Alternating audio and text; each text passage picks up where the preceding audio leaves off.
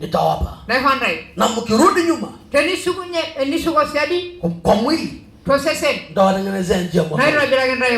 Acha Mungu akupe njia. Amen. Mwaka huu ni mwaka wa kutolewa njia.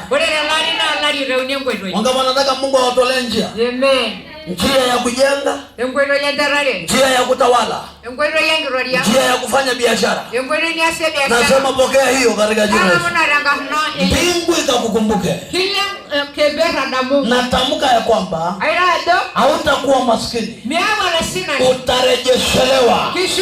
Chochote imepotea, nyota yako, kibali chako, neema yako lazima irejee. Lazima irejee. Utainuka kama simba.